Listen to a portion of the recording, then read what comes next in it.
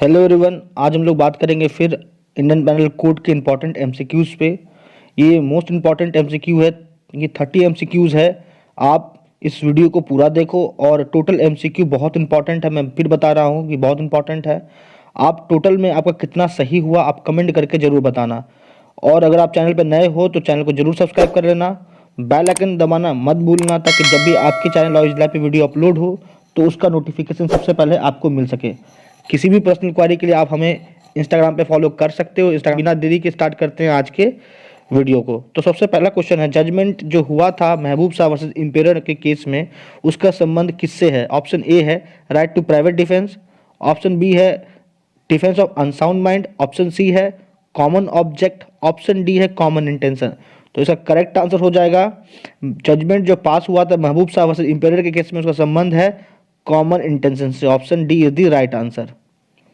Next question पे आते हैं, क्वेश्चन नंबर 2। क्वेश्चन नंबर 2 है the distinction between common intention and similar intention was clarified in the case of. किस case में अंतर बताया गया था, समझाया गया था कॉमन इंटेंशन और सिमिलर इंटेंशन के बीच में? वो केस था महबूब शाह वर्सेस इंपेरियर का, याद रखिएगा। Option B is the correct answer. Next question है क्वेश्चन नंबर 3। क्वेश्चन नंबर 3 कह रहा है in which of the following cases lord Sumner said they also serve who stand and wait. किस case में ये कथन लॉर्ड समनर ने दिया था? वो केस था वीरेंद्र कुमार घोष वर्सेस इंपेरियर का। ऑप्शन सी जो है करेक्ट आंसर हो जाएगा इसका। सभी बहुत इंपॉर्टेंट क्वेश्चन से आप इसे याद करते चलिए, याद ही कर लीजिए मैं कहूँगा। देखिए चौथा नंबर क्वेश्चन है A intentionally causes B death partly by illegally omitting to give B food and partly by beating A has committed the offense of। अब A यहाँ पे इरादतन B का डेथ किया है, कैसे? तो पार्टली गैर इलीगली तरीके से उसको खाना नहीं देके, और दूसरा कि उसको बीट भी किया है और इस कारण से A की मृत्यु हो गई। तो वो जो डेथ है क्या माना जाएगा? Option A culpable homicide, B murder, C grievous hurt और डी डेथ हर्ट। तो यहाँ पे जो करेक्ट आंसर हो जाएगा वो हो जाएगा मर्डर। आपको इसका इलस्ट्रेशन भी दिख जाएगा सेक्शन 36 में इंडियन पैनल कोड का। नेक्स्ट क्वेश्चन है, देखिए नेक्स्ट क्वेश्चन है which of the following sections of the Indian panel code defines voluntarily. Voluntarily जो शब्द है वो इंडियन पैनल कोड के किस सेक्शन में है डिफाइन? तो सेक्शन 39 में। Option A is the correct answer.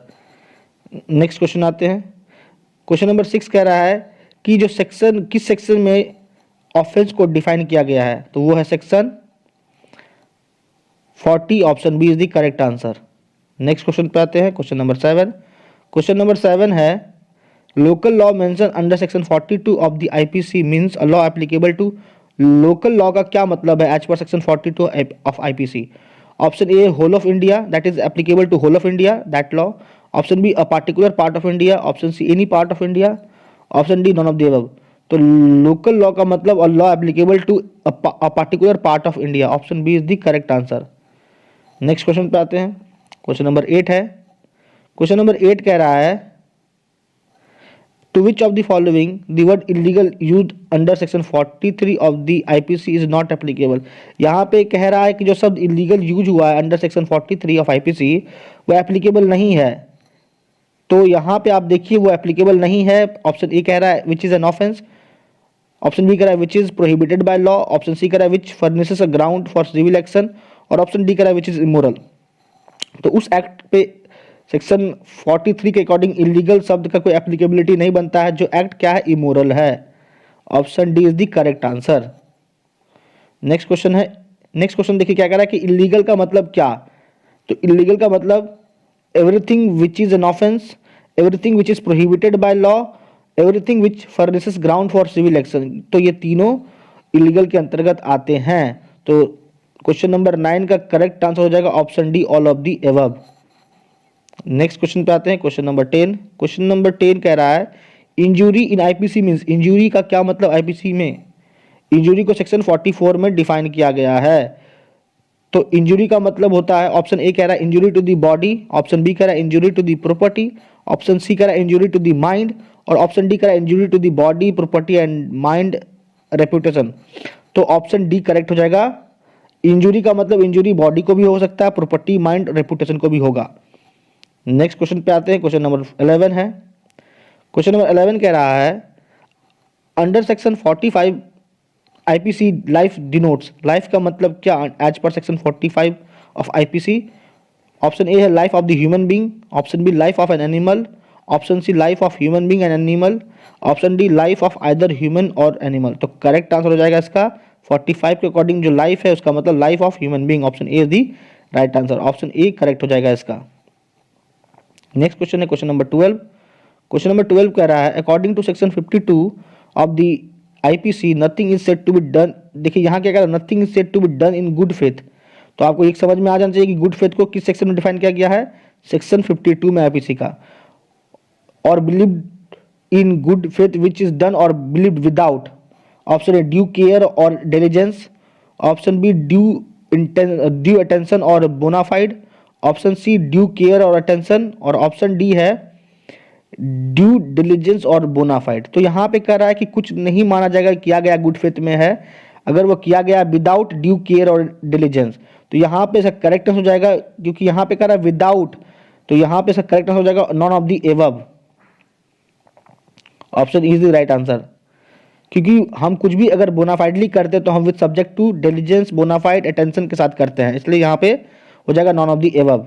Next question है क्वेश्चन नंबर 13। गुड फेथ को जैसे देखिए कहाँ किस सेक्शन में डिफाइन किया गया है, आपको पता ही है कि गुड फेथ को डिफाइन किया गया है सेक्शन 52 में आईपीसी। नेक्स्ट क्वेश्चन देखते हैं under which of the following section of the IPC harbouring को किस सेक्शन में डिफाइन किया गया है। तो हार्बरिंग को डिफाइन किया गया है सेक्शन 52A में, option A is the correct answer. Next question है क्वेश्चन नंबर 15। क्वेश्चन नंबर 15 कह रहा है how many types of punishments are provided prescribed in the IPC. कितने प्रकार का पनिशमेंट का जिक्र है इंडियन पेनल कोड में। ऑप्शन ए कह रहा है 5, option B 6, option C 7, option D 4। तो ऑप्शन ए हो जाएगा करेक्ट आंसर, 5 प्रकार का पनिशमेंट का जिक्र है आईपीसी में। नेक्स्ट क्वेश्चन आते हैं क्वेश्चन नंबर 16। क्वेश्चन नंबर 16 कह रहा है which of the following punishment is not in existence under the provisions of the Indian penal code. कौन सा पनिशमेंट अब अस्तित्व में नहीं है इंडियन पेनल कोड के according. Option A imprisonment for life, ये है। फॉर फ्यूचर ऑफ प्रॉपर्टी भी है, फाइन भी है, तो नहीं है कौन, ट्रांसपोर्टेशन फॉर लाइफ जो एक प्रकार का पनिशमेंट था वो अब अस्तित्व में नहीं है आईपीसी में। क्वेश्चन नंबर 17 पे आते हैं। क्वेश्चन नंबर 17 कह रहा है in which of the following cases the imprisonment must भी सिंपल होना चाहिए। इन तीनों अपराधों में इम्प्रिजनमेंट जो होगा वो सिंपल ही होगा। Refusing to take oath, disobedience to an order duly promulgated by a public servant, wrongful restraint। ये तीनों जो ऑफेंस है इसमें जो इम्प्रिजमेंट होगा वो सिंपल ही होगा। All of the above is the correct answer. Next question आते हैं। नेक्स्ट क्वेश्चन है क्वेश्चन नंबर 18। क्वेश्चन नंबर 18 है according to the honourable supreme court if a particular offence carries mandatory sentence of imprisonment a company, option A can not be prosecuted for such offence, B can be prosecuted however cannot be imprisoned, C option C कह रहा है can be convicted and can be find, option D कह रहा है can be convicted and directors can be imprisoned। तो यहाँ पे देखो क्या क्वेश्चन समझा देते हैं। सुप्रीम कोर्ट का कहना था कि अगर कोई पार्टिकुलर अपराध में अगर सेंटेंस जो है इम्प्रिजनमेंट का मैंडेटरी है, इम्प्रिजनमेंट होगा ही होगा, और अगर उस ऑफेंस में जो कन्विक्ट है वो कंपनी है तो क्या कंपनी को कैसे सजा सुनाई जाएगी। तो इसका करेक्ट आंसर हो जाएगा कि कंपनी को भी कन्विक्ट किया जाएगा, क्योंकि कंपनी जुरिस्टिक पर्सन है और आईपीसी एप्लीकेबल है ऐसे पर्सन्स पे। तो कन्विक्ट भी होगा कंपनी और जो डायरेक्टर्स होंगे उनको जेल भी हो जाएगा, इम्प्रिजन भी हो जाएगा, उनको किया जा सकता है। तो ऑप्शन डी हो जाएगा करेक्ट आंसर क्वेश्चन नंबर 18 का, याद रखिएगा। जिस ऑफेंस में जो इम्प्रिजनमेंट है वो मैंडेटरी है, दैट मीन्स कि उस ऑफेंस में इम्प्रिजनमेंट का दिया जाना तय है कोर्ट के द्वारा, और उस ऑफेंस में एक्यूज अगर कंपनी है, कॉर्पोरेशन है तो। क्वेश्चन नंबर 19 में आते हैं। क्वेश्चन नंबर 19 कह रहा है one of the following is not a punishment provided under the IPC. अब इन चारों में कौन सा पनिशमेंट नहीं है आईपीसी के अकॉर्डिंग। ऑप्शन ए है इम्प्रिजनमेंट फॉर लाइफ, ये है punishment. Option B forfeiture of property, ये भी है। Option C compensation to pay fine, ये पनिशमेंट का रूप नहीं है आईपीसी के अकॉर्डिंग। टू पे फाइन ये पनिशमेंट है। तो क्वेश्चन नंबर 19 का करेक्ट आंसर हो जाएगा ऑप्शन सी। नेक्स्ट क्वेश्चन पे आते हैं क्वेश्चन नंबर 20। क्वेश्चन नंबर 20 कह रहा है which among the following relates to capital punishment. Capital punishment से हम किसे संबोधित करते हैं? तो सेंटेंस ऑफ डेथ को संबोधित करते हैं, डिनोट करते हैं। Option A is the correct answer. Next question कह रहा है what is the duration of sentence of life imprisonment. Life imprisonment का मतलब क्या? Option A imprisonment till death, option B maximum 40 years, years है माफ कीजिए 40 years, option C maximum 20 years, और डी कह रहा है depends on conduct of the accused. तो लाइफ इम्प्रिजनमेंट का मतलब होता है ऑफेंडर का whole life, that means imprisonment till death. Option A is the correct answer. लेकिन अगर आपसे पूछ लेगा कि क्वेश्चन नंबर 22 देखिए, कह रहा है कि in calculating fractions of terms of punishment section 57 of the Indian penal code prescribe that imprisonment for life shall be reckoned as equivalent to imprisonment for. अब एज पर सेक्शन 57 लाइफ इम्प्रिजनमेंट का मतलब क्या? तो imprisonment for term of 20 years, 20 साल। Option C is the correct answer, 20 years. Next question भी काफी important question है, याद रखिएगा इसको। क्वेश्चन है I believe in operation Valmiki because every saint has a past and every criminal has a future. तो ये जो स्टेटमेंट था ये किनके द्वारा दिया गया था, कौन से जस्टिस के द्वारा दिया गया था? ऑप्शन ए कह रहा है justice Sikri, option B justice P N Bhagwati, option C justice Krishna Iyer, option D justice J S Verma. तो ये जो स्टेटमेंट है ये दिया गया था वो थे justice Krishna Iyer. Option C is the correct answer, justice Krishna Iyer. Next question है क्वेश्चन नंबर 24। देखिए क्वेश्चन नंबर 24 क्या कह रहा है। क्वेश्चन नंबर 24 कह रहा है in which of the following cases it has been settled that death sentence would be awarded in the rarest of the rare case. ये भी मोस्ट इंपॉर्टेंट क्वेश्चन है। किस केस में कहा गया था कि डेथ सेंटेंस उसी मामले में दिया जाएगा जो होगा, इसका नेचर होगा rarest of the rare case में ही सुनाया जाएगा। तो ये बात सुप्रीम कोर्ट ने किस केस में कहा था? ऑप्शन ए कह रहा R versus Govinda, option B है Husnara versus state of Bihar, option C है Bachan Singh versus state of Punjab, option D है सुनील बत्रा वर्सेस दिल्ली एडमिनिस्ट्रेशन। तो इसका करेक्ट आंसर हो जाएगा Bachan Singh versus state of Punjab के केस में सुप्रीम कोर्ट ने कहा था कि death sentence must be provided in case which is of the nature that is rarest of the rare case. Next question आते हैं क्वेश्चन नंबर 25।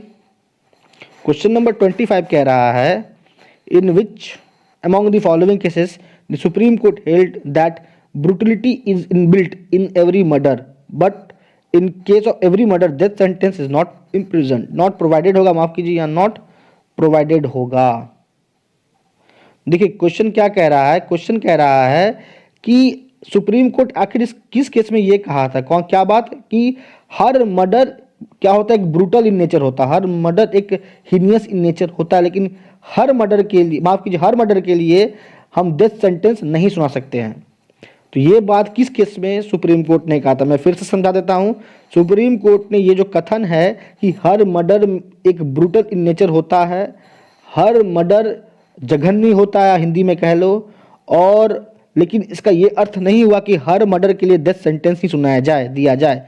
तो ये बात सुप्रीम कोर्ट ने किस केस में कहा था? ऑप्शन ए कह रहा है Prem Sagar versus Dharmveer, option B कह रहा है Kailash versus state of Madhya Pradesh, option C कह रहा है Sanjay versus state of Maharashtra, option D कह रहा है state of UP versus Lalit Tandon. तो ये जो केस है ये था प्रेम सागर वर्सेस धर्मवीर का, प्रेम सागर वर्सेस धर्मवीर के केस में ये बात सुप्रीम कोर्ट ने कही थी। क्वेश्चन नंबर 26 कह रहा है in which of the following cases the supreme court has propounded triple test formula for awarding death sentence. Death sentence सुनाने के लिए ट्रिपल टेस्ट फॉर्मूला का प्रोपाउंडेशन सुप्रीम कोर्ट ने किस केस में किया था? Option A Mahendra Singh versus Delhi administration, option B Shankar Krishna Rao Khade versus state of Maharashtra, option C Shatrughan Chauhan versus union of India, option D Jagmohan Singh versus state of Uttar Pradesh. तो वो केस था Shankar Krishna Rao Khade versus state of Maharashtra का। Option B is the correct answer. Next question है next question, question number 27 को देखिए। Question number 27 कह रहा है थ्योरी ऑफ रिट्रीब्यूशन का मतलब क्या? Option A is a theory in which exemplary punishment should be given to criminal. Option B कह रहा है is a theory that a criminal should be punished in proportion to his offence. Option C कह रहा है is a theory in which the criminal must be reformed. Option D कह रहा है is a theory in which the criminal should be sent to open jail. तो theory of retribution के according option B जो है correct हो जाएगा answer. Is a theory that a criminal should be punished in proportion to his offence, जितना उसने offence किया है उसको उतना ही सजा होगा, यही कहता है theory of retribution. Option B is the correct answer. Next question पे आते हैं, क्वेश्चन नंबर 28। क्वेश्चन नंबर 28 है कि आईपीसी में जो पावर है commutation of sentence of death का वो किसमें निहित है? Option A the president of India, option be the government of the state, option see the appropriate government, option D all of the above. तो correct answer हो जाएगा appropriate government. वो central government भी हो सकता है, स्टेट गवर्नमेंट भी हो सकता है। सेक्शन 55 ए में डिफाइन किया गया एप्रोप्रिएट गवर्नमेंट को आईपीसी का। तो कम्यूटेशन ऑफ डेथ सेंटेंस का पावर एप्रोप्रिएट गवर्नमेंट के पास है। Option C is the correct answer. Next question, question number 29 में आते हैं। क्वेश्चन नंबर 29 कह रहा है no sum is expressed to which a fine may extend under IPC in such a case the amount of fine to which the offender is liable is. Question को समझा देते हैं, समझ लीजिए। कह रहा है कि जिस अपराध का सजा अगर फाइन है और फाइन कितना होगा ये नहीं बताया गया है, तो उस अपराध के लिए अगर फाइन का सजा होगा किसी व्यक्ति को तो वो कितना हो सकता है? तो कह रहा है option A up to the power of the magistrate sentencing, जितना मजिस्ट्रेट को पावर है फाइन इम्पोज करने का उतना हो सकता है। बी कह रहा है unlimited but not excessive, unlimited हो सकता है, एक्सेसिव नहीं होगा। सी कह रहा है अप टू 1000 रुपी, या डी कह रहा है ऑल ऑफ दी अबव। तो इसका होगा करेक्ट आंसर अनलिमिटेड तो हो सकता है लेकिन एक्सेसिव नहीं होगा। तो अमाउंट ऑफ फाइन के बारे में कौन सा सेक्शन डील करता है आईपीसी का? वो है सेक्शन 63। नेक्स्ट क्वेश्चन पे आते हैं, लास्ट क्वेश्चन है आज का, क्वेश्चन नंबर 30। सेम क्वेश्चन है, आप देखिए बस तरीका बदल गया है। क्वेश्चन 30 कह रहा है under section 63 of the Indian Penal Code where no sum is expressed to which a fine may extend, then the amount of fine to which the offender is liable is prescribed as। Same question है question number 29 का। बस इसका answer हो जाएगा कि ऐसे मामलों में जो फाइन होता है इम्पोज वो अनलिमिटेड तो हो सकता है लेकिन एक्सेसिव नहीं होगा। Option D is the correct answer. Question amount of fine का जिक्र सेक्शन 63 में किया गया है आईपीसी का। तो दोस्तों आज इस वीडियो में इतना ही।